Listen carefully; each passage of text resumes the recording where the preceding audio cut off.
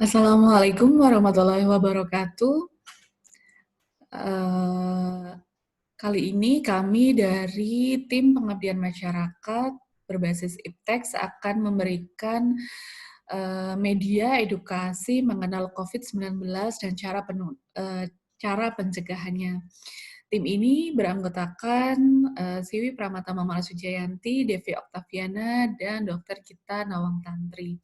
Baik, kita akan bahas tentang apa sih COVID-19 dan cara pencegahannya. Nah, apa sih COVID-19 itu? Sekarang kan banyak sekali berita tentang COVID-19 yang saat ini menjadi pandemi. Jadi COVID-19 atau yang kita kenal merupakan penyakit menular yang disebabkan oleh virus bernama SARS-CoV-2. Jadi coronavirus disease atau yang sering kita dengar di berita sebagai COVID-19 itu disebabkan oleh virus yang bernama SARS-CoV-2. Jadi Severe Acute Respiratory Syndrome. Jadi nama virusnya adalah itu, dan yang sering kita kenal adalah virus corona. Jadi untuk memudahkan ya, tetapi dalam akademis atau secara ilmiah itu ditularkan oleh SARS-CoV-2. Nah, virus ini pertama kali teridentifikasi pada Desember 2019 di Wuhan, Hubei, China. Nah, ini yang dulu seperti di berita kita ikuti pertama kali ada di Wuhan, kemudian menyebar ke seluruh dunia. Jadi penyebab COVID ini itu berasal dari keluarga yang sama, yakni dari coronavirus sama seperti SARS atau MERS. Jadi hampir sama. Yang pernah SARS pernah outbreak pada tahun 2002 dan MERS yang pernah terjadi wabah pada tahun 2012. Itu. Jadi tentang COVID-19. Nah, sampai saat ini itu sudah menginfeksi dari pertama kali teridentifikasi di Cina itu, di Wuhan, kemudian sampai sekarang tanggal 2 September itu sudah menginfeksi 213 negara. Nah, ini dan juga kalau kita lihat angkanya itu sudah sangat banyak. Jadi 25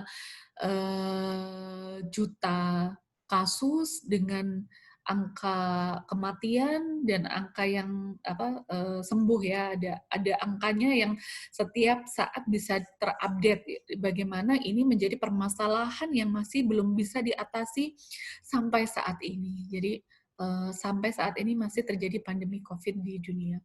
Nah, bagaimana di Indonesia? Nah, ini diupdate 1 September itu jumlah konfirmasi 177.000 kasus sekian gitu ya. Jadi ada angka update setiap hari dari COVID-19 yang ada di Indonesia.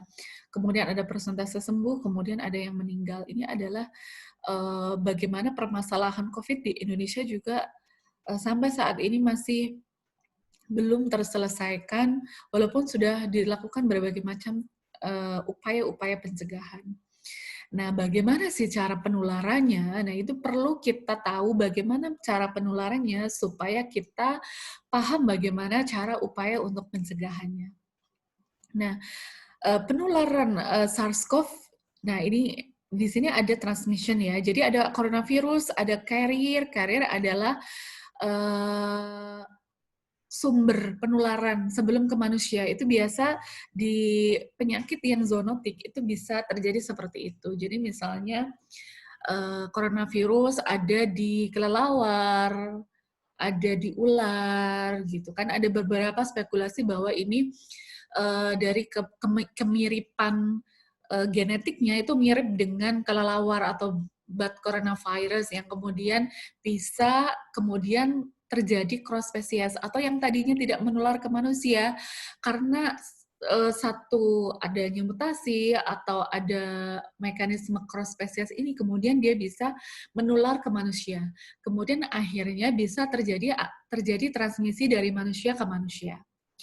Nah, itu kenapa akhirnya bisa menyebar ke banyak orang dan ke seluruh dunia. Nah, penularan utama dari coronavirus ini adalah melalui droplets atau percikan ketika orang batuk, bersin, atau berbicara. Jadi orang yang terinfeksi coronavirus itu mengandung di dalam tubuhnya mengandung virus COVID ini. Kemudian ketika dia mengeluarkan droplets, dia sangat berpotensi untuk menularkan virus itu ke orang lain. Oleh karena itu, kenapa menggunakan masker merupakan cara pencegahan yang efektif untuk bisa mencegah orang terkena virus corona ini. Kemudian selain droplet, juga ada kontak erat seperti cium tangan, jabat tangan, berpelukan, kemudian juga ada menyentuh permukaan benda yang terkontaminasi, karena virus corona dapat bertahan pada permukaan benda mati sampai berjam-jam, bahkan berhari-hari. Jadi misalnya orang dengan yang ada virus corona ini batuk, kemudian dia droplets itu bisa mengkontaminasi meja, kursi, atau bisa digagang-gagang pintu. Orang yang memegang benda-benda itu kemudian bisa tertular karena memegang benda-benda yang terkontaminasi virus itu. Oleh karena itu, cuci tangan dengan sabun dan air mengalir itu menjadi kunci untuk mencegah terkena penularan virus corona. Jadi dengan tahu penularannya seperti apa, kita bisa melakukan pencegahan yang sesuai dan efektif. Kemudian laporan penelitian terakhir yang juga disebutkan atau dirilis oleh WHO, ada beberapa penelitian yang ada menyebutkan kemungkinan terjadinya penularan melalui udara atau airborne disease. Ini yang terjadi pada kondisi-kondisi yang tertentu, misalnya pada kondisi yang indoor atau berkumpul dalam ruangan tertutup dengan ventilasi yang tidak baik. Itulah mengapa salah satu pencegahannya juga selain jaga jarak, kemudian ketika ada di dalam satu ruangan, ventilasinya jangan menggunakan AC, kemudian ventilasinya dibuka, sehingga virus itu cepat mati dalam kondisi tersebut gitu ya, untuk penularan virus corona. Kemudian apa saja gejala-gejalanya? Jadi ketika orang itu sudah terinfeksi, ada gejala-gejala khas dari COVID-19 ini, seperti demam lebih dari 30 derajat Celcius, kemudian batuk pilek, jadi terjadi infeksi saluran pernafasan, letih lesu, sakit tenggorokan, dan ada gangguan sesak pernafasan. Jadi ketika ada gejala-gejala yang seperti ini, kemudian apalagi ada misalnya ada riwayat perjalanan dari zona yang merah, atau ada riwayat kontak dengan kasus yang suspek atau terkonfirmasi, segeralah untuk ke fasilitas kesehatan, kemudian ada penanganan-penanganan yang sesuai dengan prosedur. Kemudian bagaimana cara mendeteksi COVID-19 ini? Jadi ada yang namanya screening. Screening itu dilakukan yang kita kenal dengan rapid test, walaupun validitas dan reliabilitasnya masih rendah. Jadi dengan mendeteksi antibodi di dalam tubuh orang yang terduga yang terinfeksi. Jadi dengan tes darah, dideteksi antibodinya, cara ini cepat dan murah untuk menunjukkan apakah di dalam tubuhnya itu ada respon antibodi enggak. Jadi kalau ada respon antibodi, maka diperkirakan ada virusnya di tubuh tersebut. Ketika hasil positif bisa dilanjutkan dengan RT-PCR. Jadi memang atau sekarang itu sudah lebih direkomendasikan untuk langsung ke tes swab. Tes swab dengan RT-PCR. Jadi karena memang screening dengan rapid test ini memang validitasnya rendah. Jadi lebih baik memang deteksi gold standar atau standar diagnosis dengan sampel dari swab, kemudian dideteksi dengan dengan RT-PCR, dengan polymerase chain reaction, dengan mendeteksi ada atau tidaknya virus di dalam tubuh. Waktunya bervariasi sekitar kalau cepat 2-3 hari untuk keluar, tergantung dari antrian sampel ya. Kemudian butuh waktu, tenaga, dan memang biaya gitu. Tetapi memang ini adalah kunci juga untuk penanganan. Jadi dengan adanya diagnosis yang cepat cepat, early diagnosis yang cepat, efektif, dan pasti hasilnya, setelah itu ada satu penanganan yang cepat dan segera. Nah, ini sangat penting kaitannya dengan penanggulangan penata laksanaan kasus COVID. Nah, seperti ini. Jadi ada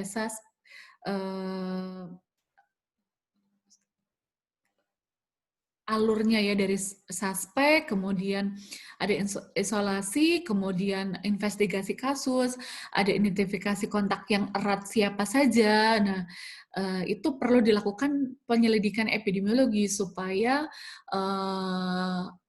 ketika ada kasus konfirmasi positif, berarti kontak-kontak erat yang berhubungan dengan si orang itu harus juga diidentifikasi, kemudian juga dites swab.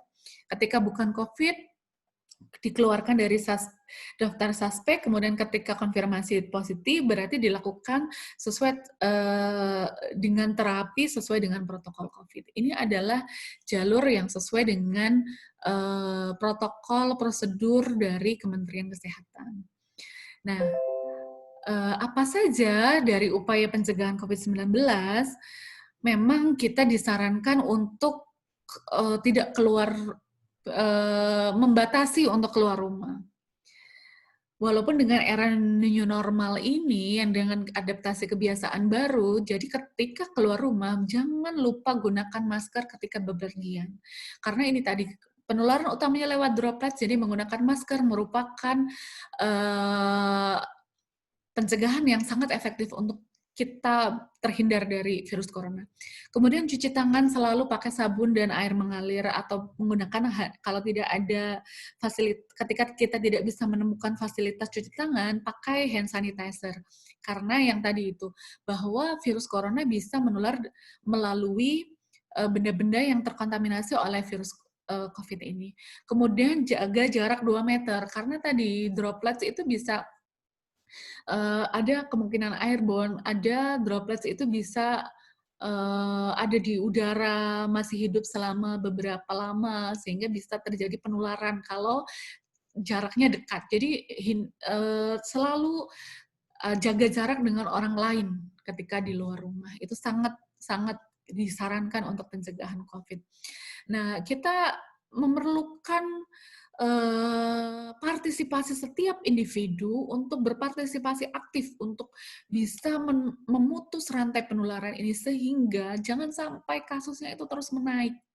Kalau kita lihat kasusnya masih terus menggunung sehingga daya tampung rumah sakit itu juga sangat penuh, sehingga kapasitas pelayanan akan semakin berkurang gitu. Ini adalah tugas kita bersama untuk bisa berperang bersama-sama memerangi COVID ini dengan melakukan pencegahan-pencegahan secara individu tadi. Menggunakan masker, jaga jarak, cuci tangan, pakai air mengalir dan sabun, atau menggunakan hand sanitizer, putus rantai penularan ada di kita. Dan juga bagaimana kita melindungi dengan kita melakukan pencegahan diri kita, itu juga berarti kita melakukan pencegahan ke orang-orang terdekat dan juga orang lain. Jadi mari kita bersama-sama melawan COVID-19.